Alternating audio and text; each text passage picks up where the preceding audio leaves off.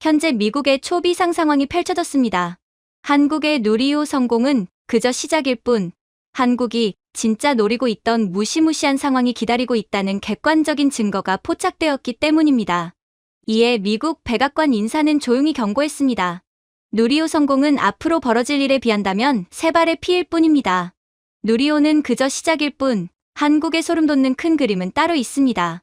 그리고 백악관 인사의 충격적인 경고에 결국 트럼프 대통령은 국기 비상 상황을 선포했는데요. 그렇다면 한국이 누리호 성공 뒤에 숨기고 있던 소름 돋는 비밀은 대체 무엇인지 자세한 내용 살펴보도록 하겠습니다. 안녕하세요. 저는 카터 엘링턴이라고 합니다. 저는 비엔나 UN 본부에 도착하면서 오늘도 느리고 뻔한 회의가 이어지겠거니 생각했습니다. 미국 국방기술혁신청의 수석 기술감사관으로 일하며 수백 건의 외교 발표를 지켜봤지만 대부분 비슷하게 흘러갔습니다. 그러니 오늘 또한 예외가 아닐 거라 확신했죠. 그럼에도 불구하고 공기는 평소와는 다르게 묘하게 무거웠습니다. 마치 누군가가 조용히 긴장하라고 속삭인 것 같은 분위기였죠. 제 동료 레이첼은 불안한 표정을 지으며 옆에서 걸었습니다. 에반, 기대는 하지 마세요. 그녀가 낮은 목소리로 말했습니다. 한국이 좀 특이한 걸 제출했다네요. 각국에서 벌써 수군거리기 시작했어요. 제가 눈썹을 올리며 물었습니다. 특이하다는 게 어떤 의미죠? 아무도 정확히 몰라요. 그래서 다들 비웃고 있어요. 그녀가 어깨를 으쓱했습니다. 원형 회의장에 들어서자 이미 가벼운 조롱과 비웃음이 가득했습니다. 프랑스 대표 루시엥 모렐은 독일의 게르하르트 렌츠와 크게 웃고 있었죠.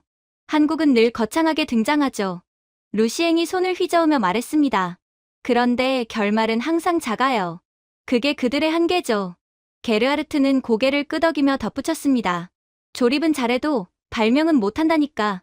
몇몇 외교관들이 마치 오래 기억해온 농담을 들은 것처럼 고개를 끄덕였습니다. 레이첼은 고개를 저으며 속삭였습니다. 저 사람들 정말 틀렸으면서도 자신감 하나는 대단해요. 저는 중립적인 표정을 유지했습니다. 이미 결론을 정해놓은 거죠. 그녀는 답답한 듯 숨을 내쉬었습니다. 그게 더 걱정돼요. 뒤쪽에서도 비슷한 말들이 이어졌습니다. 한국이 또 인정받고 싶나 보네. 하고 싶은 대로 하게 더. 위협도 안 되는 걸. 그 말투에는 적대감보다 무시가 더 깔려 있었습니다. 마치 종이로 만든 로켓을 들고 나타난 아이를 어른들이 대충 받아주는 느낌이라고 할까요. 솔직히 제 안에서도 약한 동조심이 있었습니다. 한국의 과거 제안들이 세계 판도를 뒤흔든 적은 드물었으니까요. 오늘도 많은 이들이 믿고 있는 정답을 다시 확인하는 자리일 거라 생각했습니다. 하지만 한국 대표단이 회의장에 들어서는 순간 공기는 완전히 바뀌었습니다. 대화의 흐름이 뚝 끊겼고 모두가 설명할 수 없는 긴장 속에서 고개를 들었습니다. 한국 대표 서민규 대사는 지나치지 않은 차분함, 그러나 흔들림 없는 평정으로 단상으로 향했습니다. 자만도 불안도 아닌 준비된 사람의 걸음이었죠. 레이첼이 제 귀에 속삭였습니다. 저 사람들 왜 저렇게 자신 있어 보이죠? 모르겠어요. 저는 짧게 대답했지만 그 질문이 순간적으로 제 안을 파고들었습니다.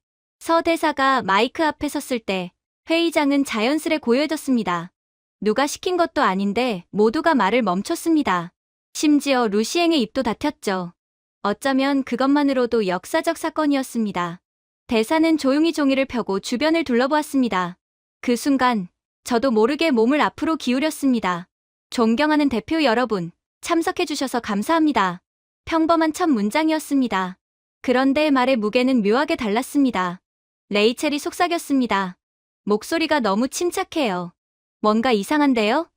저는 천천히 고개를 끄덕였습니다. 뒤쪽에서 루시엥이 작은 목소리로 저를 부르듯 말했습니다. 에반, 설마 기대하는 건 아니겠죠? 별거 없습니다. 늘 그렇듯이 말이죠. 저는 그에게 얇게 웃으며 대답했습니다. 전 그냥 드러나 보려고요. 그는 웃음을 터뜨렸습니다. 정말 인내심 강하시군. 저는 속삭였습니다. 그래도 느낌이 이상해요. 정말 그렇게 느껴지세요? 그가 제 표정을 살폈습니다. 대답하려던 순간 회의장 조명이 천천히 어두워지기 시작했습니다. 처음엔 모두 단순한 조절인 줄 알았지만 빛이 완전히 내려앉자 공기는 한순간에 얼어붙었습니다. 아무도 움직이지 않았습니다. 아무도 숨소리조차 크게 내지 않았죠. 단 하나의 스포트라이트가 스크린 위를 비추었습니다. 그리고 스크린이 전환되는 순간 회의장은 완전한 긴장감으로 가득 찼어요. 그리고 이내 새벽 하늘을 배경으로 선명하게 서 있는 커다란 흰색 로켓이 화면에 잡혔습니다. 발사대 위에서 움직이지 않고 기다리는 그 모습은 너무 생생했습니다. 자막이 뜨기도 전에 저는 이미 알아채고 말았습니다. 누리호였습니다. 그리고 이 영상은 과거 기록이 아니라 누가 봐도 실시간이었습니다. 레이첼이 제 쪽으로 몸을 기울여 속삭였습니다. 에반, 오늘 한국은 장난치는 게 아닌 것 같아요. 그러게요. 저는 낮게 대답했습니다. 이건 진짜입니다. 스피커에서는 발사 준비 특유의 낮은 진동음이 울렸습니다. 한국인 기술자들이 로켓 주변을 바쁘게 이동하며 마지막 점검을 수행하고 있었습니다. 화면 속 공기는 팽팽했고 무대가 아니라 실제 작전 현장 그 자체였습니다. 뒷자리에서 누군가가 말했습니다. 글로벌 회의 중에 발사한다고? 미쳤어. 또 다른 사람이 답했습니다. 이건 규정을 완전히 벗어나는 행동이야. 저럴 리가 없어. 하지만 타이머가 나타났습니다. 40초, 그리고 39초. 일본의 가스로 대표가 벌떡 일어났습니다. 당장 이 장난을 멈추십시오. 이건 무책임한 행동입니다. 그러나 그 말에 응답하는 사람은 아무도 없었습니다. 모두 화면에서 눈을 떼지 못했습니다. 20초가 남았을 때 회의장 전체가 마치 수축된 것처럼 느껴졌습니다. 10초. 로켓에서 뿜어져 나오는 희뿌연 증기가 햇빛에 반사되어 부서졌습니다. 8초. 저는 의자 팔걸이를 더 세게 쥐었습니다. 5초. 스피커에서 점점 커지는 굉음이 터져 나왔습니다. 레이첼이 속삭였습니다. 이거 정상적인 기분이 아니에요. 네, 제가 대답했습니다. 이건 완전히 현실이에요. 0초. 로켓이 어둠을 찢고 솟아올랐습니다. 거대한 불꽃이 발사대를 집어삼키며 화면을 가득 채웠습니다. 회의장은 일제히 숨을 들이마셨습니다. 누구도 한국이 이런 장면을 세계 앞에서 직접 보여줄 거라 상상하지 못했던 것입니다. 누리호는 불안함 없이, 흔들림 없이, 놀라울 정도로 매끄럽게 상승했습니다. 조정하려는 미세한 움직임도, 갑작스런 흔들림도 없었습니다. 완벽에 가까운 상승이었습니다. 루시앵이 떨리는 목소리로 중얼거렸습니다. 저 정도 제어력 저 작은 나라에서 독일의 게르하르트가 낮게 답했습니다. 우리보다 더 안정적인데. 누리호는 몇 초 만에 구름층을 뚫고 올라갔고 곧 일단 로켓 분리가 이뤄졌습니다. 섬세했고 정확했고 마치 수술처럼 완벽했습니다. 버려진 1단이 부드럽게 멀어지는 동안 2단 로켓은 정확한 타이밍에 점화되었습니다. 레이첼은 손으로 입을 가렸습니다. 에반, 이건 유럽 발사보다 훨씬 깔끔해요. 저는 고개를 끄덕였습니다. 미국의 몇몇 시험 발사보다도 더 정교하네요. 회의장은 점점 두려움 섞인 침묵에 잠겨갔습니다. 대표들은 서로 눈치를 보며 속삭였지만 그 말투엔 공포가 실려 있었습니다. 한국이 언제 이렇게까지 올라간 거지? 우린 왜 몰랐지? 가스로는 일본어로 무언가를 중얼거렸습니다. 단어는 알아듣지 못했지만 감정만큼은 알아듣기 쉬웠습니다.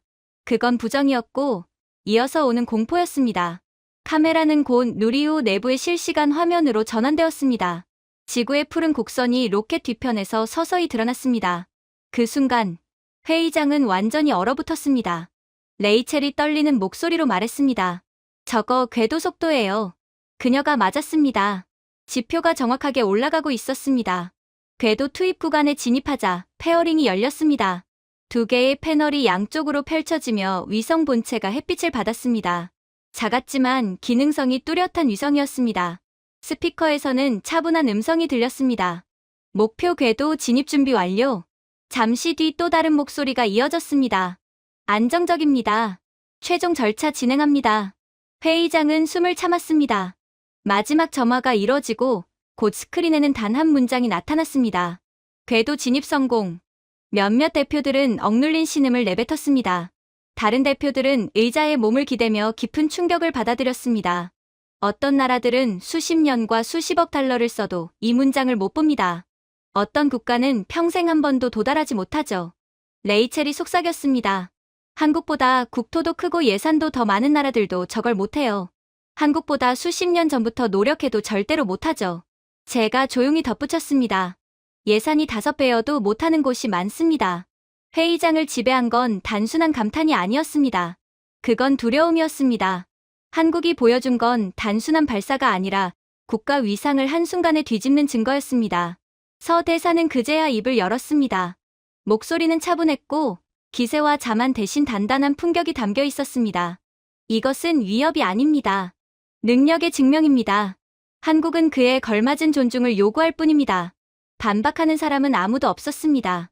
비웃는 사람도 없었습니다. 눈을 피하는 사람도 없었습니다. 그리고 궤도 진입 성공으로 인해 한국인 기술자들과 시민들이 부둥켜 안으며 눈물을 흘리는 모습이 전해지던 그때 한 직원이 제 어깨를 톡 치며 귓속말을 했습니다. 에반, 워싱턴에서 찾습니다. 지금 바로요. 그녀의 목소리가 떨렸습니다. 뭐, 이상할 것도 없었습니다. 이 정도 사건이라면 백악관이 가만히 있을 리 없었죠. 저는 곧바로 회의장을 빠져나와 보안 전화를 걸었습니다. 한번 울리자마자 트럼프 대통령의 목소리가 터져 나왔습니다. 당장 말해보세요. 저거 핵미사일이랑 같은 겁니까? 저는 침을 삼키며 대답했습니다. 대통령님, 우주발사체와 탄도미사일은 주요 구성 요소가 비슷합니다. 그러면 같은 거란 말입니까? 엄밀히 말하면 아닙니다. 제 손이 떨리고 있었습니다. 핵미사일은 떨어지는 무기이고 로켓은 올라가는 기술입니다. 하나는 목표 파괴가 목적이지만 다른 하나는 더 높은 정확도와 긴 시간의 안정성을 요구합니다. 난이도 자체가 다릅니다. 잠시 침묵이 흘렀습니다. 그러니까 당신 말은 한국이 더 어려운 걸 해냈다는 겁니까? 네, 맞습니다. 그리고 그걸 아무한테도 안 알리고 했단 말이지. 그렇습니다, 대통령님. 트럼프는 낮게 으르렁거리듯 말했습니다. 당장 그 방으로 돌아가세요. 한국이 뭘 노리는 건지 알아내세요. 회의장으로 다시 들어가자 아수라장이 펼쳐졌습니다. 대표들은 서로에게 소리 지르며 비난하고 있었습니다. 프랑스는 불안정을 초래한다고 주장했고 독일은 무책임한 행동이라고 소리쳤습니다. 일본은 위장된 군사 실험이라고 맹렬히 비난했습니다. 그러나 그들의 목소리에는 화보다 공포가 묻어 있었습니다. 레이첼이 다급하게 제 옆으로 다가왔습니다. 에반, 상황이 점점 더 커지는 중이에요. 그런 것처럼 보이네요. 제가 말했습니다. 다들 이게 의미하는 걸 알고 있는 겁니다. 의미? 레이첼이 코웃음을 쳤습니다. 한국이 갑자기 5단계는 앞서가 버렸다는 뜻이죠. 루시eng은 한국 대표단을 향해 손가락을 흔들며 외쳤습니다.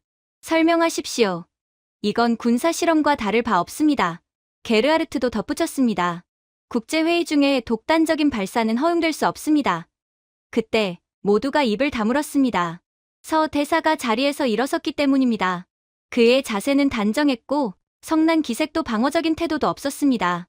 다만 어른스러운 침착함이 있었습니다. 오히려 다른 국가들이 더 미숙해 보일 정도였습니다. 서 대사는 마이크 앞으로 걸어가 차분히 말했습니다. 우려하시는 점 이해합니다. 그러나 우려는 사실에 기반해야 합니다. 공포에 기반해서는 안 됩니다. 가스로가 소리쳤습니다. 그렇다면 이게 어떻게 위협이 아니라는 말입니까? 서 대사는 목소리를 높이지 않았습니다. 위협은 의도가 있을 때만 성립합니다. 저희는 의도가 아니라 능력을 보여드렸을 뿐입니다. 루시eng이 비웃듯 말했습니다. 능력 자체가 문제라는 겁니다. 서 대사는 조용히 그를 바라보며 말했습니다. 혹은 여러분이 능력을 자기 방식대로만 사용한다고 가정하는 것이 더 큰 문제일 수도 있습니다. 여러분들은 그동안 다른 국가를 침략하거나 공격을 하려고 기술을 개발한 열강, 제국 출신이잖아요. 하지만 한국은 다릅니다. 회의장은 충격에 잠겼습니다. 모욕이 아닌 더 아픈 사실이었기 때문입니다. 레이첼이 속삭였습니다. 저 사람 모욕하지도 않았는데 다들 무릎 꿇고 있네. 팩트는 언제나 제일 아프죠. 제가 답했습니다. 서 대사는 이어 말했습니다. 핵미사일은 누리호보다 단순합니다. 무기는 몇 분만 안정적이면 되거든요. 그러나 로켓은 몇 시간 동안 완벽해야 합니다. 분리, 유도, 열관리, 정밀 제어, 오차가 거의 허용되지 않습니다. 한 나라가 궤도에 도달할 수 있다면 그는 잠시 멈추고 모든 시선이 자신에게 집중되도록 기다렸습니다. 여러분이 두려워하는 그 기술은 솔직히 말해 우리에겐 이제 너무나 쉬운 수준입니다. 아시잖습니까? 우주 발사 기술은 핵 미사일 발사 기술보다 훨씬 복잡하고 어렵다는 것을요. 우리의 누리호 발사 성공은 결국 핵 미사일까지 만들 수 있다는 것을 의미합니다. 그는 과장하지 않았습니다. 허세를 부리지도 않았습니다. 그냥 사실을 말했을 뿐이었습니다. 그래서 더 무서웠습니다. 대표들은 움직이지 못했습니다. 몇몇은 바닥만 바라보고 다른 이들은 서로 불안한 눈빛을 교환했습니다. 저는 등에서 서늘한 감각이 느껴졌습니다. 가스로가 간신히 정신을 붙잡고 물었습니다. 그렇다면 왜 우리에게 이걸 보여준 겁니까? 서 대사는 부드럽게 고개를 숙였습니다. 무지를 기반으로 한 평화는 약합니다. 존중을 기반으로 한 평화는 오래갑니다. 우리는 지금 평화를 위해 억지력을 행사하는 겁니다. 독일 대표가 마지막 항의를 시도했습니다. 이 행동은 글로벌 균형을 흔들 수 있습니다. 서 대사는 고요하게 답했습니다. 균형은 강자들이 힘을 숨길 때 무너집니다. 한국은 투명함을 선택했습니다. 그것이 저희의 절제입니다. 오히려 이 성공을 드러낸 것이 평화를 향한 한 발자국이라는 겁니다. 회의장은 다시 웅성거리기 시작했지만 이번엔 달랐습니다. 분노도 아니었고 조롱도 아니었습니다. 무기력한 두려움이었습니다. 레이첼이 제가 들을 수 있을 정도로 낮게 말했습니다. 저 사람들 한국을 어떻게 다뤄야 할지 모르고 있어요. 아무도 예상 못했죠. 제가 말했습니다. 루시eng은 손가락을 떨며 외쳤습니다. 우리 보고 한국을 믿으라는 겁니까? 서 대사는 단호하게 말했습니다. 여러분 스스로의 오판을 덜 믿으십시오. 과거에야 다른 나라를 침략해서 부를 얻는 열강식 논리가 통했지만 이젠 세계의 중심은 더는 당신들이 아닙니다. 그 한 문장이 모든 항의를 산산이 부숴버렸습니다. 이 회의장에서 늘 중심을 잡던 국가들이 오늘만큼은 완전히 무력해 보였습니다. 한국이 위협해서가 아니라 한국이 너무 능력자여서 무력했던 것입니다. 그리고 그렇게 한국에 대해 경악을 하고 있을 때 다시금 트럼프 대통령의 직통 전화가 걸려왔죠. 에반, 상황이 생각보다도 훨씬 심각한 것 같군요. 지금 당장 한국에 다녀와야겠어요. 가서 반드시 알아오세요. 어떻게 세계 기술 패권에서 한참이나 떨어진 것처럼 보이던 한국이 마치 하늘에서 뚝 떨어진 것처럼 누리호를 성공시킨 뒤 기술 패권을 완전히 꿰찼는지 말이에요. 그리고 조금이라도 구린 구석이 있거나 불법적인 정황이 있다면 반드시 보고하세요. 그렇게 저는 급하게 한국으로 향하게 됩니다. 제 비행기가 서울에 착륙하던 순간 무언가가 다르다는 느낌을 받았습니다. 도시의 표면 아래에서 어떤 집중된 에너지가 고동치고 있는 것 같았습니다. 시끄럽지도 혼란스럽지도 않았습니다. 그보다는 의도가 느껴졌습니다. 멈추지 않는 엔진처럼 규칙적이고 끊임없고 분명한 움직임이었습니다. 공항 밖으로 나오자 도시의 불빛들은 장식처럼 보이는 것이 아니라 하나의 거대한 시스템이 정상적으로 가동되고 있음을 알리는 신호처럼 보였습니다. 제 안내관 민석이 손을 흔들며 다가왔습니다. 비행이 길었죠? 아니요. 요즘은 하루가 긴 건지 일주일이 긴 건지 모르겠습니다. 민석은 조용히 웃었습니다. 서울이 그렇습니다. 원하지 않아도 깨어있게 만들죠. 차에 탑승해 도심으로 향하는 동안 계기판에는 새벽 2시 47분이라고 적혀 있었습니다. 그런데 도로는 비어있지 않았습니다. 배달 차량은 일정한 속도로 움직였고 택시는 바쁜 듯 구역을 누비고 있었습니다. 광고판은 초 단위로 새로운 정보를 뿜어냈고 인도 위를 지나가는 사람들도 전혀 피곤해 보이지 않았습니다. 이 도시는 단순히 깨어있는 것이 아니었습니다. 완전히 작동 중이었습니다. 민석이 저를 흘끗 보며 말했습니다. 한국이 어떻게 움직이는지 이해하려고 하시죠? 네. 그런데 이 나라는 속도를 줄일 생각이 없는 것 같네요. 그는 고개를 끄덕였습니다. 맞습니다. 생존은 관성으로 이루어지지 않습니다. 우리는 멈추는 순간 뒤처진다는 걸 오래전에 배웠습니다. 그래서 멈추지 않습니다. 절대로요. 서울 외곽으로 향하자 산업단지가 모습을 드러냈습니다. 거대한 공장들이 수평선 끝까지 이어져 있었고 흰색 조명 아래에서 건물들은 살아있는 구조물처럼 보였습니다. 굴뚝은 일정한 리듬으로 바람을 내뿜고 있었고 유리 너머로 끊임없이 움직이는 컨베이어 벨트가 보였습니다. 제가 창밖에 더 가까이 얼굴을 대며 물었습니다. 저 공장들 지금도 운영 중인가요? 민석이 당연하다는 듯 고개를 끄덕였습니다. 그럼요. 매일 24시간 가동됩니다. 반도체, 정밀화학, 항공부품, 전부요. 이 시간에도요? 그는 미소 지었습니다. 이 시간도 다른 시간과 다르지 않습니다. 조금 더 가자 연구단지가 나타났습니다. 공장과 달리 이곳은 훨씬 조용하고 세련된 건물들이었습니다. 하지만 모든 층에 불이 켜져 있었고 연구원들이 태블릿을 든 채 건물간을 이동하고 있었습니다. 민석이 지적했습니다. 저 건물은 추진체 연구소입니다. 추진체요? 저는 무의식적으로 숨을 크게 들이켰습니다. 네. 연소 사이클 테스트를 해요. 바로 옆은 비행전자 연구동이고 저쪽은 신소재 쪽입니다. 그 순간 레이첼에게서 메시지가 왔습니다. 말했잖아. 이 속도에는 이유가 있어. 저는 그 문장을 몇 번이고 읽었습니다. 이제야 진실이 제 안에 자리 잡고 있었습니다. 저는 한국을 과소평가한 것이 아니라 이 작은 나라가 이토록 압축된 에너지로 움직일 것이라는 상상 자체를 하지 못했던 것입니다. 미국에서는 연구소가 밤에는 반드시 문을 닫습니다. 유럽의 많은 연구기관은 낮에조차 문을 닫죠. 삶과 일의 균형을 맞춰야 한다면서 말이죠. 그러나 한국은 달랐습니다. 밤 근무가 보조가 아니라 엔진이었습니다. 다른 나라가 잠들어 있을 때 한국은 본격적인 창조의 시간에 들어가는 것입니다. 번아웃은 없나요? 제가 조심스럽게 물었습니다. 민석은 고개를 저었습니다. 번아웃은 의미 없는 일을 할 때 오는 겁니다. 한국 사람들은 지금 이 시간이 무엇을 쌓아가는지 알고 있습니다. 우리는 그냥 물건을 생산하는 게 아니라 능력을 생산합니다. 그런데 요즘은 특히 더 빠르게 움직이네요. 그는 창밖으로 시선을 돌리며 말했습니다. 발사를 보셨잖아요. 우리는 과소평가되는 것을 선택할 수 없습니다. 우리 주위에 어떤 나라가 있는지 보세요. 중국, 북한, 러시아. 과소평가당하는 순간 그들은 우리를 가만두지 않을 겁니다.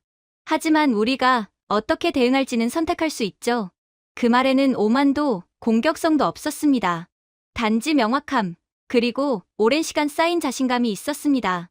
강 위에 비친 공장과 연구소, 그리고 멀리 보이는 빌딩들의 불빛이 은금색 파도처럼 흔들렸습니다. 저는 한동안 말을 잃은 채 그 풍경을 바라보았습니다. 이 도시, 늘 깨어 있습니다. 민석이 제 말을 이어받았습니다. 조금 더 가자 자동화 차량들이 물류 야적장을 누비고 있었습니다. 로봇팔이 정확한 각도로 부품을 쌓고 있었고 반사조끼를 입은 엔지니어들이 헤드셋으로 빠르게 정보를 주고받고 있었습니다. 그 어떤 것도 과장되어 보이지 않았습니다. 그 어떤 것도 꾸며진 무대가 아니었습니다. 이것이 바로 한국의 일상이었습니다. 국방부 청사가 보이자 민석은 속도를 줄였습니다.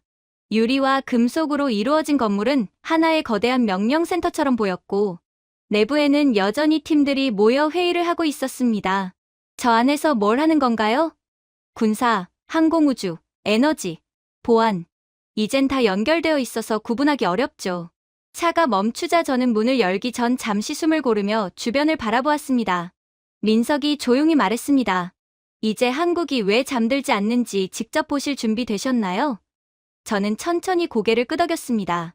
이미 조금은 본 것 같아요. 그는 미소 지으며 말했습니다. 아닙니다, 에반. 지금 본 건 껍데기에 불과합니다. 그 말이 가슴 깊이 꽂혔습니다. 지금까지 제가 본 것은 밤새 켜진 불빛의 표면일 뿐, 그 속에 있는 의도, 기억, 의지, 경험, 그리고 미래를 건 결단은 이제부터 마주해야 하는 것이었거든요. 그렇게 국방부 연구센터에 들어서는 순간 공기가 확연히 다르다는 것을 느꼈습니다. 무겁거나 음침한 분위기가 아니라 차갑고 정제된 규율 같은 공기였습니다. 벽면을 가득 채운 스크린들은 믿기 어려울 정도의 속도로 흘러가는 데이터들을 보여주고 있었죠. 전쟁 지휘실이라기보다 조용히 미래를 조립해내는 장소처럼 보였습니다. 민석은 패널을 두드리며 메인 화면을 가리켰습니다. 이게 저희 연산 클러스터입니다. 저는 멍하니 바라보다가 말했습니다. 숫자가 너무 많네요. 그는 미소를 지으며 말했습니다. 숫자가 아니라 시뮬레이션입니다. 초당 2억 3,600만 변수를 계산합니다. 제가 눈을 크게 뜨자 그는 다시 말했습니다. 네, 초당입니다. 덕분에 물리 실험 없이 구조 실패를 예측할 수 있죠. 하룻밤에 4만 건 가까운 시나리오를 돌립니다. 이 말에 제 동료 레이첼이 이어폰 너머로 속삭였습니다. 우린 일주일 동안 5,000개도 힘들어. 저는 말했습니다. 그리고 이런 걸 외부에 알리지도 않았다고요? 민석은 고개를 저었습니다. 생존을 위한 기술은 박수를 필요로 하지 않습니다. 우리는 복도 끝까지 걸어갔습니다. 양옆으로 투명한 유리문이 줄지어 있었고 그 안에는 각기 다른 연구팀들이 일정한 리듬으로 움직이고 있었습니다. 어떤 방은 합금, 소재를 마이크론 단위로 절단하는 레이저 가공 장비가 있었고 다른 방은 극한 온도에서 소재를 압축하는 실험을 하고 있었습니다. 또 다른 연구실에서는 전자기 차폐막이 은은하게 파란빛을 띠며 흔들리고 있었습니다. 제가 혼잣말처럼 말했습니다. 이 정도면 미국 최상급 연구소들과 비슷합니다. 민석은 조용히 정정했습니다. 일부는 미국보다 더 빠릅니다. 하지만 저희 장점은 속도가 아닙니다. 통합 능력이죠. 그건 전 세계에 아무도 구현하지 못한 능력이거든요. 그는 저를 소재 연구실로 안내했습니다. 거기서 장비들이 낮게 울리는 소리를 냈습니다. 한 연구원이 다가와 설명했습니다. 저희는 고밀도 세라믹을 개발 중입니다. 가볍고 열에 강하고 충격을 흡수하는 재질이죠. 4kg짜리 샘플 하나가 재진입 마찰과 같은 환경을 견딥니다. 저는 깜짝 놀랐습니다. 유럽 동일 장비보다 훨씬 가볍네요. 그러면서도 훨씬 강력해요. 이게 말이 됩니까? 한국은 이미 유럽을 아득히 뛰어넘었다고요? 그녀는 고개를 끄덕였습니다. 그리고 생산 단가도 낮습니다. 압도적이죠. 다음 공간은 에너지 시스템 시험실이었습니다. 작은 모듈들이 일정한 리듬으로 전멸하고 있었습니다. 비상 배터리입니까? 제가 물었습니다. 연구원은 고개를 젓고 대답했습니다. 현장용 발전 장치입니다. 한 유닛이 전방 기지를 18시간 가동합니다. 레이첼이 귓속에서 다시 속삭였습니다. 18시간. 거짓말하지 마세요. 우리 프로토타입 최고가 10시간이에요. 한국은 미국조차 뛰어넘었다는 말인가요? 민석은 제 얼굴을 바라보며 부드럽게 웃었습니다. 우리를 한참이나 아래라고 생각하셨군요. 제가 솔직히 말했습니다. 규모가 더 작을 줄 알았습니다. 기술력도요. 당연하죠. 당신들은 세상을 변화시킬 것들을 만들어 놓고 그걸 전혀 티를 내지 않고 있었잖아요. 그는 대답했습니다. 한국은 작습니다. 그래서 밀도를 설계하죠. 그리고 우리는 남의 평가에 연연하는 국가가 아니에요. 그러니 자랑하지 않고 조용히 발전하죠. 저는 그저 할 말을 잃을 뿐이었어요. 그렇게 우리는 또 다른 방으로 향했습니다. 거기에는 회전 플랫폼 위에 여러 대의 드론이 놓여 있었습니다. 제가 즉시 말했습니다. 군사용 모델은 아니군요. 민석은 고개를 끄덕였습니다. 맞습니다. 재난 구조용입니다. 붕괴 건물에 들어가 산소를 전달하고 생존자를 찾습니다. 그런데 만약 이 드론으로 무장을 한다면 어떻게 되죠? 그는 짧게 멈춘 뒤 말했습니다. 무엇이든 악용될 수 있습니다. 그래서 투명성이 억제 장치가 됩니다. 저는 진지하게 물었습니다. 정말로 공개할수록 더 안전해진다고 믿으십니까? 네, 그가 답했습니다. 숨긴 힘은 의심을 낳습니다. 드러낸 힘은 존중을 요구하죠. 억지력 말이에요. 그래서 우리가 누리호 성공을 전 세계에 공개한 겁니다. 우리는 평화롭게 살 테니 우리를 건들지 말라고 공개적으로 선언한 거죠. 우리는 평화를 지킬 힘이 얼마든지 있거든요. 걸으며 다시 깨달았습니다. 한국의 연구실 문은 거의 모두 유리창이 있고 서버실도 외부에서 일부가 보였습니다. 심지어 비밀 연구실조차 기본 계획은 표기되어 있었습니다. 불필요한 비밀이 없었습니다. 미국이나 유럽이라면 다중경비, 암호키, 접근 등급, 폐쇄 구역이 기본입니다. 그러나 한국은 반대로 보여줄 수 있는 만큼 최대한 보여주는 방식을 택하고 있었습니다. 제가 말했습니다. 다른 나라들은 이런 공개를 오히려 더 수상하게 볼 겁니다. 민석은 담담히 말했습니다. 그들도 착각하는 겁니다. 보이는 힘이 약하다는 생각을요. 무슨 뜻입니까? 그는 손을 뒤로 모으고 말했습니다. 만약 우리가 위협하려 했다면 숨겼겠죠. 하지만 우린 평화를 택합니다. 그래서 공개했어요. 북한이 공개적으로 핵무기를 개발했나요? 어떻게 해서든 최대한 숨기려고 했죠. 그때 한 고위 연구 책임자가 다가왔습니다. 대부분의 국가는 무기를 먼저 보여줍니다. 그가 말했습니다. 우리는 도구를 먼저 보여줍니다. 제가 천천히 끄덕였습니다. 그 도구들은 필요하다면 무기가 될 수 있겠군요. 그는 가볍게 미소 지었습니다. 그렇습니다. 평화는 약함으로 증명되지 않습니다. 사용하지 않는 능력으로 증명됩니다. 그게 바로 억지력이죠. 직접 힘을 쓰지 않고도 힘을 행사하는 것 말입니다. 마지막 방은 중앙통합실이었습니다.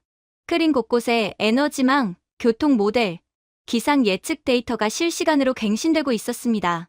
전쟁 지휘실도 무기 통제실도 아니었습니다. 그저 나라 전체의 안정을 유지하기 위한 공간이었습니다. 민석이 말했습니다. 이게 우리가 투자하는 이유입니다. 기술은 국민을 지키고 효율은 경제를 지키며 투명성은 불안과 오해를 막습니다. 저는 숨을 고르고 말했습니다. 다른 국가들은 힘을 지배를 위해 쌓습니다. 한국은 생존을 위해 쌓는군요. 민석은 조용히 대답했습니다. 그리고 필요하다면 잿더미 속에서도 다시 일어서기 위해서요. 그 순간 깨달았습니다.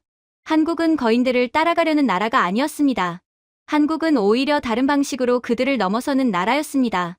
힘을 숨기지 않고 오히려 드러내며 의심 대신 신뢰를 요구하는 방식으로 말이죠. 한국은 정말로 전쟁을 막기 위한 힘을 만들고 있던 것입니다. 그렇게 저는 한국에 오자마자 여러 놀라운 경험을 하며 드디어 호텔방에 들어왔습니다.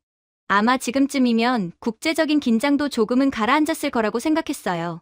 그러나 제 예상은 완전히 빗나갔습니다. 호텔방에 들어오자마자 휴대폰이 폭발하듯 울리기 시작했습니다. 전 세계 뉴스 알림이 빨간 경고등처럼 쏟아졌습니다.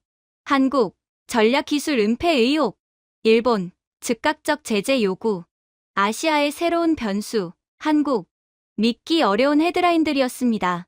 저는 가장 먼저 레이첼에게 전화를 걸었습니다. 인사할 틈도 없이 그녀가 말했습니다. 일본이 기자회견 열었어요. 한국이 은밀한 무기 프로그램을 진행했다고 주장하고 있어요. 한국을 공개적으로 규탄하는 성명서를 발표했습니다.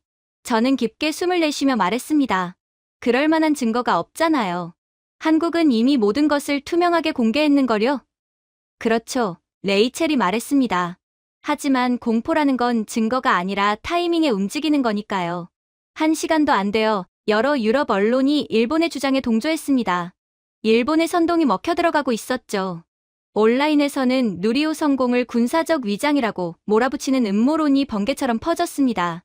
SNS는 혼란 그 자체였습니다. 워싱턴에서도 이메일이 폭주했습니다. 한국이 뭘 준비 중인지 파악하라. 지역 불안정 가능성 검토하라. 한국의 투명성을 신뢰할 수 있는가? 저는 모든 알림을 끄고 창밖을 내다보았습니다. 아래의 서울은 너무나 평온했습니다. 식당 불빛은 여전히 따뜻하게 켜져 있었고 학생들은 귀가 중이었으며 택시는 분주하게 도로 위를 달리고 있었습니다. 세계는 혼란을 보고 있었지만 서울은 혼란을 인정하지 않았습니다. 그 침착함이 오히려 더 무서웠습니다. 다음 날 아침, 저는 다시 민석 씨를 만났습니다. 그는 평소처럼 담담하게 고개를 숙여 인사했습니다. 밤새 고생 많으셨죠? 제가 말했습니다. 세계가 전부 당신들을 의심하고 있어요. 그는 복도를 걸으며 손을 뒤로 모았습니다.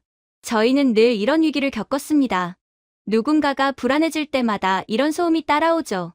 그의 침착함이 오히려 저를 불편하게 만들었습니다. 지금 상황에서 어떻게 이렇게 차분할 수 있습니까? 그는 걸음을 멈추고 제 얼굴을 똑바로 보며 말했습니다. 우리나라는 전쟁의 잿더미에서 맨손으로 다시 일어났습니다. 제 조부모 세대는 돌무더기 위에 길을 만들었고 부모님 세대는 한 푼, 두 푼 모으며 버텼습니다. 그런 이야기를 듣고 자라면 자연스럽게 배우게 되는 게 있습니다. 무엇을요?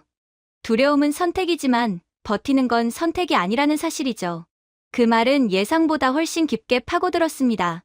워싱턴에 제 멘토가 했던 말이 떠올랐습니다. 한국은 무너진 속도보다 더 빠르게 다시 일어난 나라다. 잠시 뒤 긴급 기자회견이 열렸습니다. 일본 대표단은 한국의 기술 수준이 평화적 의도와 양립할 수 없다고 주장하며 제재를 요구했습니다. 몇몇 서방 기자들도 고개를 끄덕였습니다. 그때 레이첼에게 메시지가 왔습니다. 이건 열등감이에요. 일본은 추월당하는 걸 견디지 못해요. 그때 한국 측 대변인이 단상 위로 올라왔습니다. 그리고 상황은 완전히 바뀌었습니다.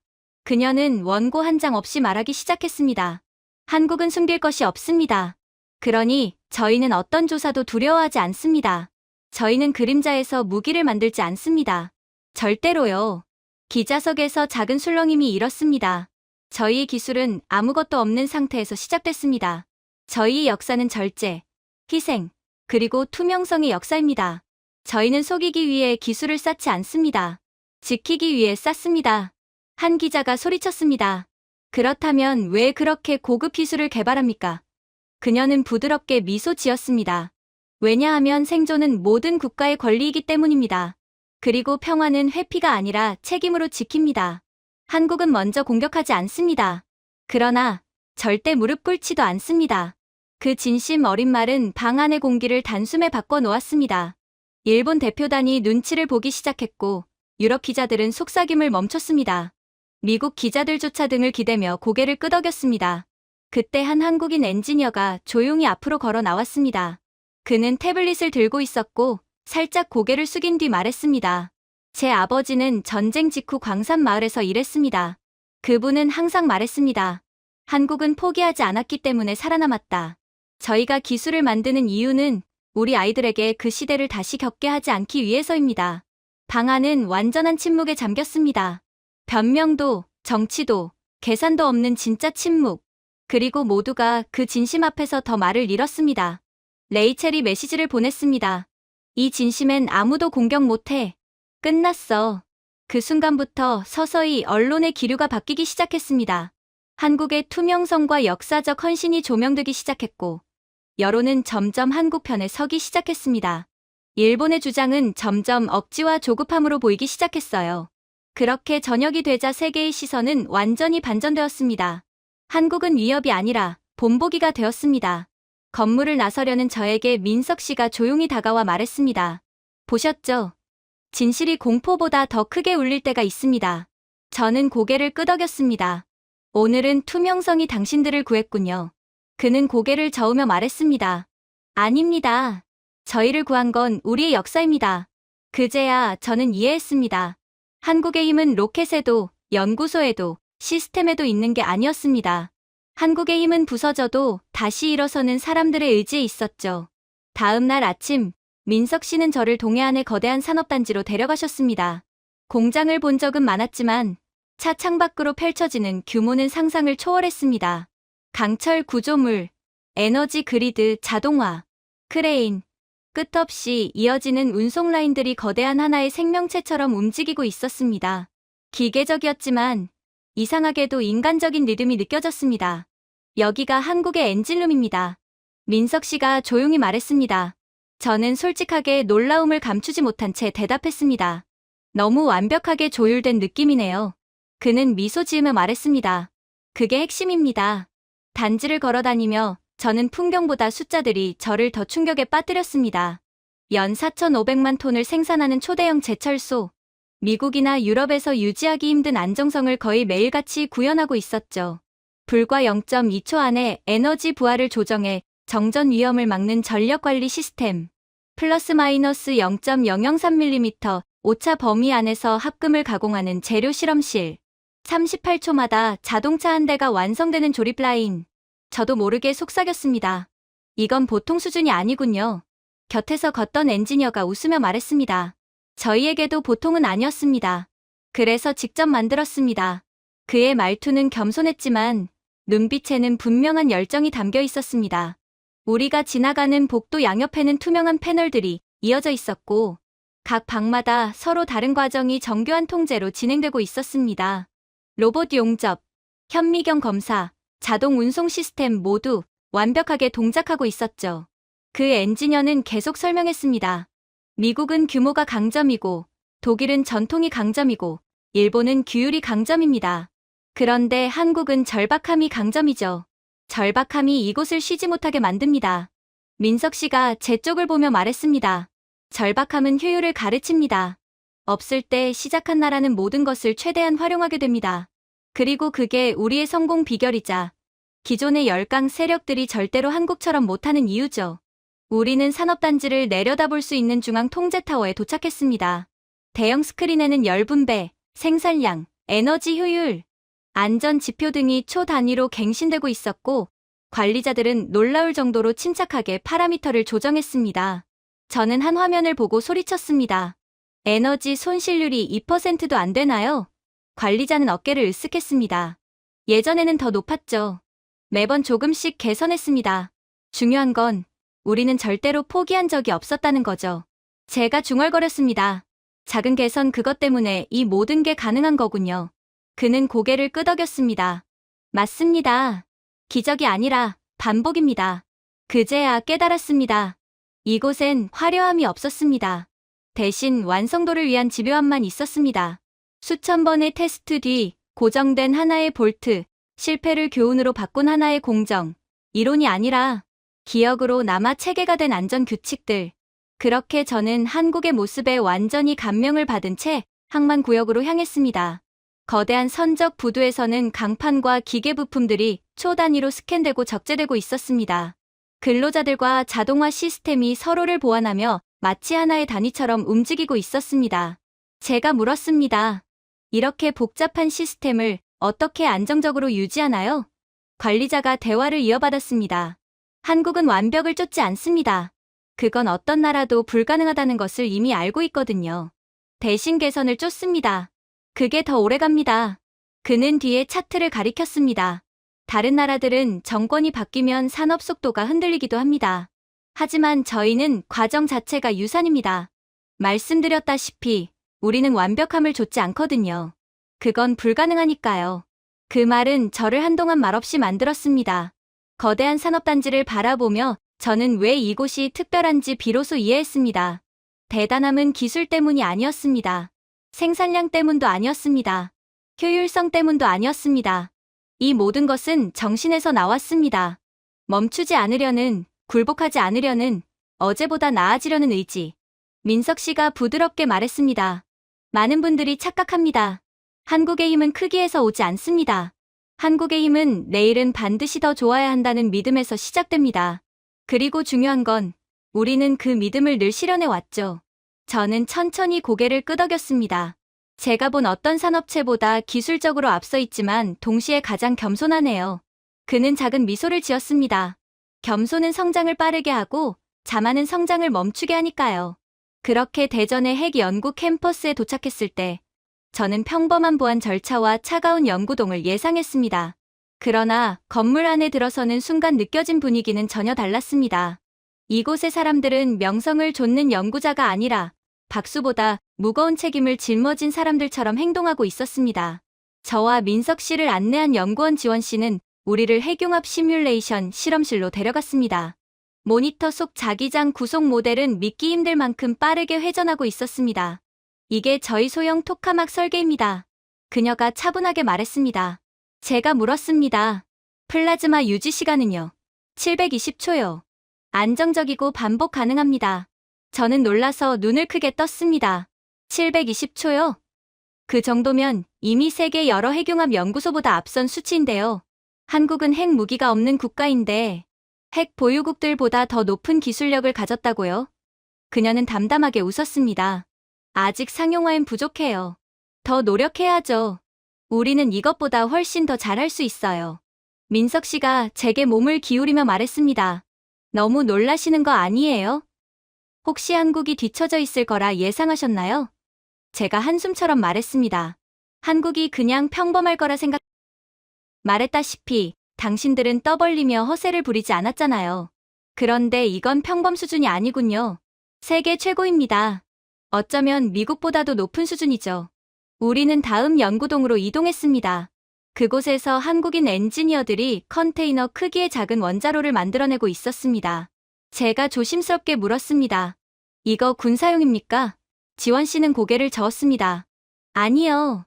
재난 대응용입니다. 15메가와트급 마이크로 원자로예요. 몇 시간 안에 전개할 수 있습니다. 몇 시간이라고요? 네. 다른 나라들은 같은 규모 장비를 설치하려면 몇 주가 걸립니다. 더 잘할 수 있을 텐데 그들은 몇 주가 걸려도 그냥 만족하나 봐요. 하지만 한국인 입장에서 그 속도는 절대로 만족이 안 되는 속도죠.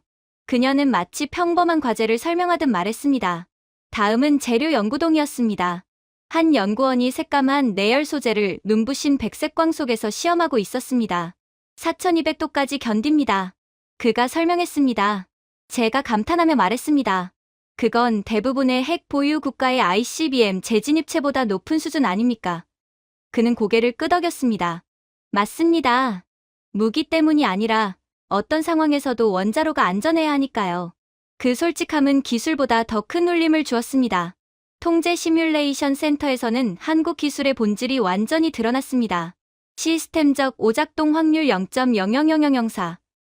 저는 미국, 프랑스, 러시아 연구소를 방문해 본 적이 있었지만 이 정도 정밀도를 과시 없이 구현하는 곳은 처음이었습니다. 저는 낮은 목소리로 말했습니다. 이것조차 여러 핵보유국보다도 앞서는 수준입니다. 민석 씨는 조용히 답했습니다. 우리는 경쟁하지 않았습니다. 그들의 실수를 반복하지 않았을 뿐입니다. 복도를 걷던 중 한 학생이 계산식이 가득한 태블릿을 들고 다가왔습니다. 정중하게 제게 물었습니다. 혹시 워싱턴에서 오신 분석관님 맞으신가요? 제가 고개를 끄덕이자 그는 새로운 도면을 보여주었습니다. 이건 저희의 자동 조절 알고리즘입니다. 중성자 속도를 실시간으로 예측하고 조절합니다. 만약 원자로가 오작동하더라도 사람이 반응하기 전에 스스로 안정화됩니다. 저는 말문이 막혔습니다. 이건 어느 국가에도 없는 기술인데요. 그는 수줍게 웃었습니다. 네. 하지만 있어야 한다고 생각합니다. 안전은 정치보다 빨라야 하니까요. 언젠가 한국이 핵무기를 합법적으로 가지게 되었을 때 이 기술을 전 세계에 보급하고 싶어요. 세계 평화를 위해서요. 그 한 문장은 제 생각을 완전히 멈춰 세웠습니다.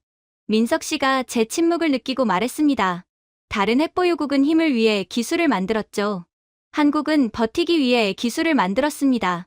여기에 있는 모든 기술들, 전부 다 버티기 위해 만든 기술이에요. 마지막 연구실은 한국의 실험적 하이브리드 원자로가 설치된 곳이었습니다. 핵융합 에너지를 이용해 초고효율 연료 사이클을 돌리는 새로운 구조였고, 방사성 폐기물을 93% 이상 줄일 수 있는 혁신적인 방식이었습니다. 제가 교수에게 물었습니다. 이건 기존 핵분열을 대체하기 위한 건가요? 그는 고개를 저었습니다. 아니요. 공포를 대체하기 위한 겁니다. 우리는 잠시 동안 그 조용한 시뮬레이션을 바라보았습니다. 화려한 빛도 과장된 그래픽도 없었습니다. 그저 책임감의 색을 띤 안정적인 빛뿐이었습니다. 연구동을 나서려 하자 지원 씨가 제게 물었습니다. 오늘 어떤 모습을 예상하고 오셨나요? 저는 진심으로 답했습니다. 야망을 예상했습니다. 한국이 핵무기를 몰래 개발해서 전 세계를 위협할 줄 알았어요. 그런데 그와는 정반대로 책임을 보게 될 줄은 몰랐습니다. 그녀는 고개를 끄덕이며 살짝 웃었습니다. 한국은 지배하려고 만들지 않습니다. 지키기 위해 만듭니다. 차가운 오후 공기를 마시며 건물 밖으로 나오던 그 순간 저는 깨달았습니다. 다른 나라들은 핵 기술을 힘으로 보여주지만 한국은 핵 기술을 관리로 보여주고 있었습니다. 그리고 그 절제된 태도는 어쩌면 한국을 가장 강한 나라로 만드는 요소일지도 모른다고 생각했어요. 그렇게 다음 날 아침 다시 연구소에 도착했을 때 저는 조용한 둘러봄 정도를 예상했습니다. 하지만 건물 안 분위기는 전혀 달랐습니다. 연구원들은 숨을 몰아쉬며 실험실 사이를 오갔고 모니터들은 새로운 시뮬레이션으로 빠르게 업데이트되고 있었습니다. 워싱턴에서도 보지 못했던 무언가 중요한 순간에 제가 발을 들인 느낌이었습니다. 젊은 엔지니어 하린 씨가 급히 다가왔습니다. 지금 딱 맞춰 오셨네요. 그녀는 흥분한 목소리로 말했습니다. 드디어 안정화에 성공했어요. 무엇을요? 제가 묻자 그녀는 민석 씨와 눈을 맞췄습니다. 민석 씨가 고개를 끄덕였습니다. 보여드리죠. 우리는 금속 파동처럼 보이는 원형 코일들이 층층이 쌓여있는 방으로 들어갔습니다. 푸른 빛이 코일 사이를 파동처럼 돌며 맥동하고 있었습니다. 이게 저희의 조화장 엔진입니다. 하린 씨가 설명했습니다. 동기화된 자기 진동을 이용해 미세 중력장을 조절합니다. 저는 거의 숨을 멈추고 말했습니다. 중력을 조절한다고요? 한국은 물리 법칙을 통제할 수 있는 단계에 이르렀다는 말입니까? 전체 조절은 아니고요. 그녀가 정정했습니다. 반경 42m 안에서 중력 공류를 형성하고 관리하는 정도입니다. 그녀는 마치 평범한 실험을 설명하듯 말했지만 모니터에 뜬 수치는 평범함과 거리가 멀었습니다. 중력 편차 0.014g, 필드 안정성 99.998%, 에너지 소모 82MW, 반응 속도 0.00031초. 저는 중얼거렸습니다. 이건 불가능한 기술입니다. 미국은 이런 기술은 그저 이론으로만 통하지 실제로 구현할 수는 없다고 판단했어요. 아예 연구 개발 시도조차 못했단 말입니다. 하린 씨는 웃었습니다. 불가능했죠. 어제까진요. 민석 씨가 제 옆에 서며 말했습니다. 추진력이 없는 엔진이라고 생각하시면 됩니다. 움직임 없이 들어 올리고 접촉 없이 압력을 가하는 방식이죠. 제 머릿속은 일순간 복잡한 계산으로 가득 찼습니다. 그럼 미사일 궤도를 바꾸는 것도 가능하고 우주선 안정화도 가능하고 낙하 잔해도 유도할 수 있다는 건가요? 또는 하린 씨가 조용히 말을 이었습니다. 지진 충격을 흡수할 수도 있죠. 수직 가속을 조절해 흔들림을 줄이는 방식입니다. 지진으로 인한 인명피해를 획기적으로 줄일 수 있을 거예요. 그녀의 설명에는 힘을 과시하려는 기운이 전혀 없었습니다. 대신 자신들이 만든 기술이 세상을 더 안전하게 만드는데 쓰일 수 있다는 믿음만 느껴졌습니다. 하지만 저는 방 한쪽 벽에 띄워진 화면을 보았습니다. 무기 응용 분석 모듈, 충돌 가속 시뮬레이션, 힘 투사 곡선. 저는 천천히 물었습니다. 그렇다면 무기로도 전환할 수 있나요? 하린 씨는 짧은 숨을 내쉬었습니다. 그건 의미가 없는 질문이에요. 모든 힘은 응용 가능하거든요. 하지만 중요한 건 저희는 안정을 위해 만들었습니다. 파괴를 위해 만든 게 아닙니다. 저는 화면에 표시된 곡선을 가리켰습니다. 이 필드를 단 2초만 역방향으로 전환하면 가속이 18g을 넘어요. 맞습니다. 그러면 대형 군함도 무력화될 수 있고 미사일도 공중에서 세차게 멈출 수 있겠네요. 그녀는 부정하지 않았습니다. 그때 한 교수가 방에 들어왔습니다. 군사 잠재력은 굳이 강조하고 싶지 않습니다. 그는 안경을 고쳤으며 말했습니다. 하지만 책임은 인정해야겠죠. 교수는 화면을 톡톡 두드렸습니다. 우리가 원하는 건 세계의 균형 회복입니다. 물리적 균형, 환경적 균형, 인도적 균형까지 모두 포함됩니다. 이 엔진을 제대로 활용하면 재난 사망률을 90% 이상 줄일 수 있습니다. 물론 중국이나 북한, 일본 등 우리를 위협하는 세력에게는 무기용으로 사용할 수 있겠죠. 그러나 우리는 이걸 그저 억지력으로만 활용하리라 믿습니다. 우리의 기술을 본 상대가 감히 우리를 건드리려는 생각조차 못하게 하는 거죠. 저는 믿기지 않는다는 듯 말했습니다. 잠시만요. 재난 사망률 90%를 줄인다고요? 아마 그 이상일 겁니다. 교수는 조용히 답했습니다. 저희가 만든 건 처벌보다 보호가 먼저 작동하는 기술입니다. 민석 씨가 제 어깨에 손을 얹었습니다. 많은 분들이 한국을 오해합니다. 우리가 강한 이유는 지배하려 해서가 아닙니다. 지켜야 한다는 마음이 우리를 강하게 만들었죠. 하린 씨는 엔진 본체에 손을 올리며 말했습니다. 이 기술은 세상을 바꿀 수 있어요. 도시를 더 안전하게 만들고, 우주를 더 안전하게 만들고, 미래 자체를 더 안전하게 만들 수 있습니다. 그리고 그녀는 덧붙였습니다. 그리고 물론 유사시에는 압도적인 억제력이 됩니다. 하지만 한국은 힘을 쉽게 쓰지 않습니다. 저희는 힘을 가지기 전에 먼저 자격을 갖추는 나라예요. 그 말은 저를 완전히 멈춰 세웠습니다. 많은 나라가 힘을 자랑합니다.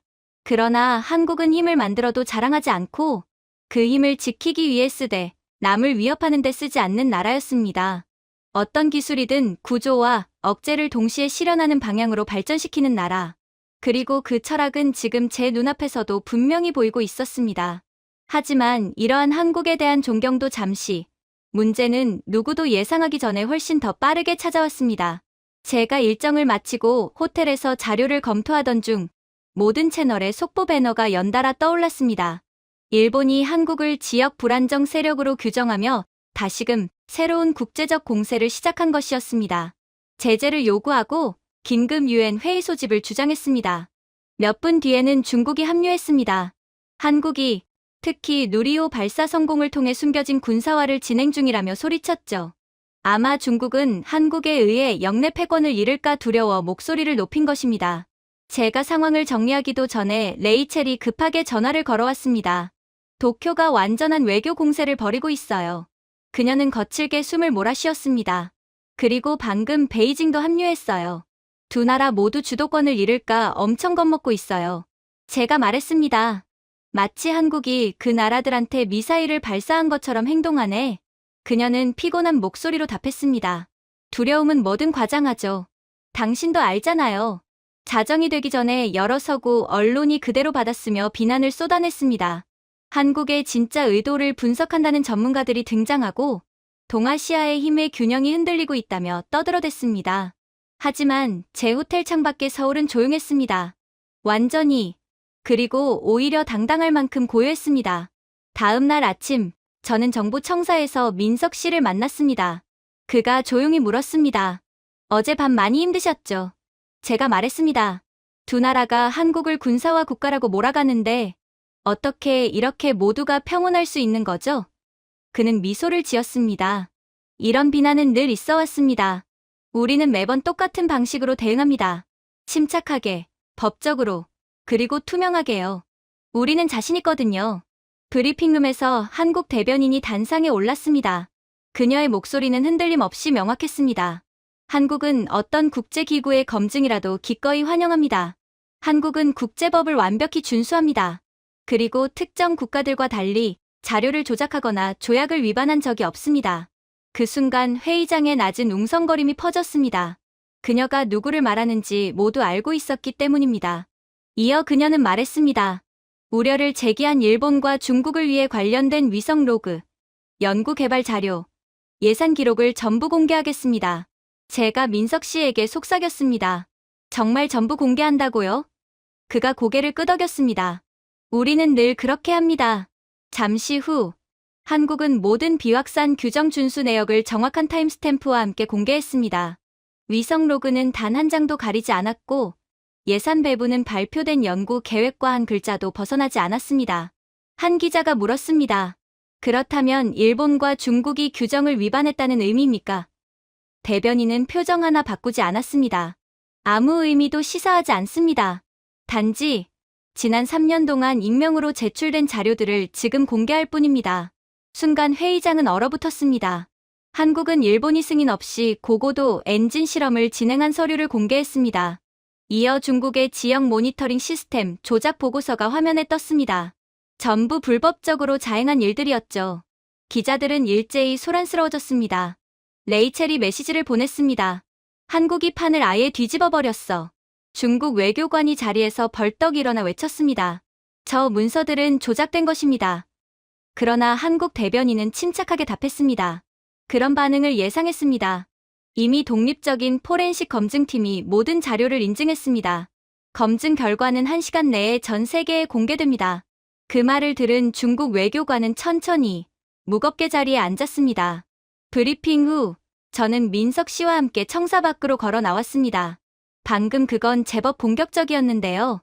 그가 고개를 저었습니다. 솔직했을 뿐입니다.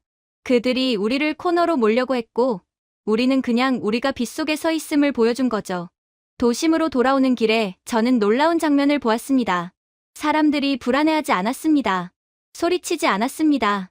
휴대폰에 매달려 공포에 떨지도 않았습니다. 직장인들은 평소처럼 출근했고 학생들은 카페에서 웃으며 이야기했고 예비군 훈련장으로 향하는 남성들은 서로 농담을 주고받았습니다. 저는 그중 한 사람에게 다가가 물었습니다. 지금 상황이 걱정되지 않으십니까? 그는 미소를 지으며 고개를 저었습니다. 우리는 더 큰 폭풍도 겪었습니다. 한국은 위기 때 무너지지 않습니다. 준비하죠. 그의 친구가 말했습니다. 그리고 무엇보다요. 진실은 언제나 우리 편이에요. 그걸로 충분합니다. 그들의 자신감은 오만함이 아니라 경험에서 나온 것이었습니다. 수십 년간의 고난과 회복 속에서 몸에 새겨진 태도였습니다. 저녁이 되자 국제 여론이 갑자기 바뀌기 시작했습니다.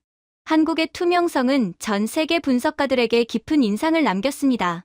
일본과 중국은 궁지에 몰려 해명을 급히 내놓기 시작했습니다. 한 유럽 언론은 이렇게 결론 내렸습니다. 한국의 차분하고 합리적인 대응은 이웃 국가들의 공격적인 연극성과 극명하게 대비된다. 저는 그 보도를 보며 민석 씨가 말하던 것이 떠올랐습니다. 보셨죠? 폭풍은 부표를 가라앉히는 게 아니라 더 띄어 올립니다. 그리고 그 말이 정확하게 맞았죠.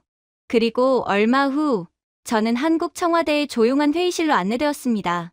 벽에는 군사적 상징도 정치적 구호도 없었습니다. 대신 고요한 풍경화와 단 한 줄의 문구가 걸려 있었습니다. 힘은 평화를 위해 존재한다. 국가안보실장이 방에 들어오자 그는 조용한 미소와 함께 저를 맞이했고 앉으시라며 손짓했습니다. 솔직하게 이야기하겠습니다. 그의 목소리는 부드러웠지만 단단했습니다. 우리 주변국들이 어떻게 행동하는지 이미 보셨을 겁니다. 러시아는 아무 경고 없이 국경을 시험하고 중국은 국제법을 우습게 여기며 영향력을 확장합니다. 일본은 편할 때마다 역사를 고쳐 쓰죠. 그리고 북한은 그는 말을 멈추고 숨을 고르셨습니다. 북한은 미사일을 마치 폭죽처럼 우리의 머리 위로 쏩니다. 저는 천천히 고개를 끄덕였습니다. 지금 세계는 한국이 불안정한 국가처럼 보고 있습니다. 그는 슬프게 웃었습니다. 그게 바로 아이러니입니다. 한국은 조약을 단 한 번도 어긴 적이 없습니다. 단 한 번도요. 우리는 모든 발사 기록, 예산, 점검 보고서를 공개합니다. 투명성은 우리의 정책이 아니라 우리의 방패입니다. 저는 물었습니다. 그렇다면 왜 더 강하게 맞서지 않습니까? 왜 이렇게 절제합니까? 당신들은 그럴 만한 능력과 기술력이 충분하잖아요. 그는 손을 가지런히 포개며 대답했습니다. 절제는 약함이 아니라 문명입니다. 에반 씨.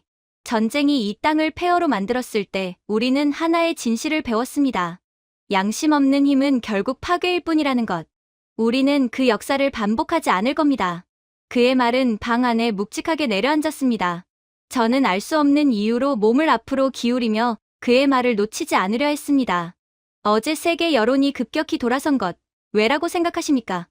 그가 물었습니다. 한국이 모든 걸 공개했기 때문입니다. 모든 문서, 모든 타임스탬프 그런 나라는 지금까지 단 하나도 없었고 앞으로도 없을 테죠.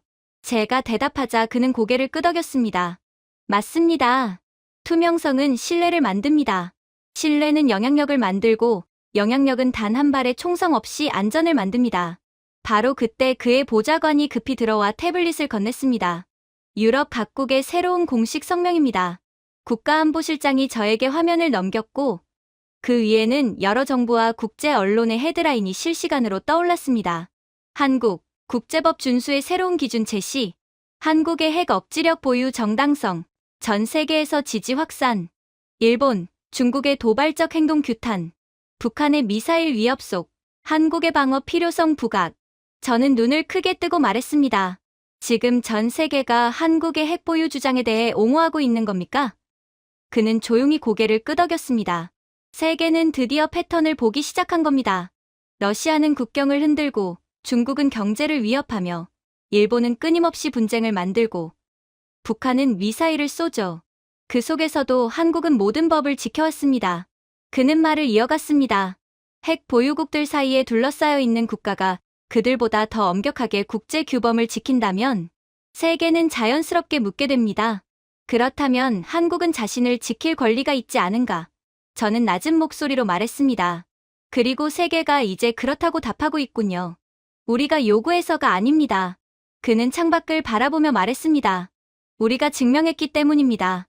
창밖에는 평범한 일상을 살아가는 서울 시민들이 보였습니다. 출근하는 직장인들, 등교하는 학생들, 조용히 움직이는 차량들. 어떠한 혼란도 느껴지지 않았습니다. 보이십니까? 그는 말했습니다. 한국인은 위기 앞에서도 흔들리지 않습니다. 이 나라는 폐허에서 다시 일어난 민족입니다. 우리는 힘보다 인내를 더 잘합니다. 저는 마지막 질문을 던졌습니다. 만약 세계가 언젠가 한국에게 핵무기가 필요하다고 권한다면 한국은 받아들일까요? 그는 흔들림 없는 눈빛으로 저를 바라보았습니다. 한국은 언제나 평화를 먼저 선택할 것입니다. 그러나 그는 아주 조용히 덧붙였습니다. 만약 우리의 생존이 동등한 힘을 요구하는 날이 온다면 우리는 그 순간에도 투명하게, 합법적으로, 그리고 세계의 이해 속에서 그것을 추구할 것입니다. 그것이 우리가 세계와 맺은 약속입니다. 그 순간 저는 깨달았습니다. 제가 공포심을 느낀 건 기술 때문도 군사력 때문도 아니었습니다. 그 너머에 있는 원칙, 절제, 문명 때문이었습니다. 그리고 제가 한국 파견을 마친 뒤 미국으로 귀국하여 백악관, 웨스트윙 브리핑룸에 들어섰을 때 이미 공기가 이상했습니다. 여러 장관들은 기밀이라고 찍힌 서류를 들고 서로 귓속말을 나누고 있었습니다.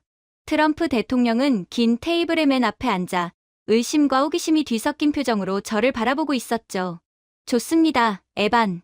그는 테이블을 가볍게 두드리며 말했습니다. 서울에서 뭘 보고 왔는지 말해보시죠. 돌려 말하지 말고 전부 털어놓으세요. 저는 한숨을 가다듬고 입을 열었습니다. 대통령님, 한국은 원한다면 3개월 이내에도 핵무기를 개발할 수 있는 국가입니다. 순간 방 안에 웅성거림이 퍼졌습니다. 한 장군이 몸을 앞으로 기울이며 물었습니다. 3개월이라고요? 그게 어떻게 가능합니까? 그들이 원해서가 아닙니다. 제가 설명했습니다. 그들의 민간 핵 인프라가 믿을 수 없을 만큼 고도화되어 있습니다. 고효율 연료주기, 극도로 정밀한 소재 가공, 수십 년을 들여도 만들기 어려운 체계적 제어 시스템까지 모든 것이 이미 세계 최고급 수준입니다. 모두 평화적 목적이고 모두 투명하게 운영되고 있습니다. 하지만 기술적으로는 그 기반만으로도 가능합니다. 실제로 그들은 이미 누리호 성공으로 인해 전 세계 앞에서 그 능력을 증명해 내기도 했죠. 트럼프 대통령은 눈을 가늘게 뜨고 말했습니다. 그럼 더 쉽게 설명해 보세요. 한국은 다른 나라들이 몇십 년을 들여도 갖추기 힘든 체계를 이미 보유하고 있습니다. 반응로 제어 알고리즘은 마이크로초 단위로 작동합니다. 그들의 재료 정제 순도는 국제 기준의 최상위 레벨입니다. 재진입체 연구도 모두 위성용이지만 열보호 성능은 대륙간 탄도급입니다. 한국이 무기를 만들지 않은 이유는 능력이 없어서가 아니라 선택하지 않았기 때문입니다. 제 옆에 레이첼이 낮게 속삭였습니다. 그럼 이제 한국은 문턱을 넘은 거네요? 저는 고개를 끄덕였습니다. 네. 한국은 더 이상 잠재 보유국이 아닙니다. 능력은 있지만 절제하는 국가입니다. 트럼프 대통령은 의자에 몸을 기댄 채 턱을 문질렀습니다. 중국은 모든 걸 숨기고, 러시아는 모든 걸 속이고, 북한은 모든 걸 위협하고, 일본은 모든 걸 고쳐쓰려 하지. 그런데 한국은 모든 걸 보여준다. 그는 고개를 저었습니다. 믿기 힘들군. 저는 조심스럽게 말했습니다. 대통령님, 한국은 세계의 핵 관련 강대국 사이에서 단 한 번도 국제 규범을 어긴 적이 없습니다. 그들의 절제는 순진함이 아니라 전략입니다. 국방장관이 질문했습니다. 그렇다면 한국은 왜 지금까지 핵무기를 만들지 않았습니까? 제가 답했습니다. 그들의 윤리 때문입니다. 전쟁의 폐허에서 배운 교훈 때문입니다. 한국은 살아남기 위해 기술을 만들지만 지배하려고 하지는 않습니다. 그게 이 나라의 본질입니다. 잠시 방 안은 조용해졌습니다. 그러다 트럼프 대통령이 손바닥을 책상 위에 가볍게 내려쳤습니다. 화가 난 게 아니라 결정을 내린 행동이었습니다. 에반, 잘 들으세요. 그는 힘있게 말했습니다. 저렇게 강하고, 저렇게 정직하고, 저렇게 절제된 나라. 그런 나라가 진짜 동맹입니다. 미국에 있어 정말로 필요한 나라가 그런 나라라는 것입니다. 우리는 한국과의 협력을 강화해야 합니다. 그게 현재 적으로 둘러싸이게 된 미국에 살 길이에요. 방위, 우주, 핵 안전까지 전부. 한국이 저 정도의 절제를 보여줬다면 미국은 전폭적으로 지지해야 합니다. 한 참모가 놀란 듯 말했습니다. 동맹을 격상시키시겠다는 뜻입니까? 트럼프 대통령이 짧게 대답했습니다. 맞습니다. 더 강하게. 한국은 이미 그 자격이 있습니다. 모든 것은 미국의 안보 이익을 위해서지만 말이에요. 레이첼은 제 팔꿈치를 툭 치며 속삭였습니다. 이게 역사의 순간일 수도 있어요. 저는 조용히 말했습니다. 맞습니다. 세계에서 가장 예측 불가능한 대통령이 세계에서 가장 절제된 국가를 인정한 순간이니까 말이죠. 트럼프 대통령이 회의를 끝내며 말했습니다. 에반, 당신은 위협을 찾으러 갔습니다. 하지만 진실을 가져왔어요. 그리고 그 진실은 한국이 이 지역에서 가장 안정적인 축이라는 것입니다. 그의 목소리는 처음으로 진심 어린 존중을 담고 있었습니다. 회의실을 나올 때 레이첼이 말했습니다. 3개월이면 핵무기를 만들 수 있으면서 만들 생각이 없는 나라. 그게 한국입니다. 그 사실이 한국의 모든 것을 보여주네요. 저는 고개를 끄덕였습니다. 그래서 이들이 진정한 리더로 올라서고 있는 겁니다. 힘이 아니라 품격으로. 백악관 밖 차가운 공기 속으로 걸어나오며 저는 확신했습니다. 한국은 이제 단순한 동맹이 아니라 힘을 절제할 줄 아는 가장 희귀한 강대국이 되어가고 있었습니다. 제가 준비해온 내용은 여기까지입니다. 끝까지 시청해주셔서 진심으로 감사드리며 여러분들의 구독과 좋아요, 알림 설정은 영상 제작에 큰 힘이 됩니다. 이상 세모튜브였습니다.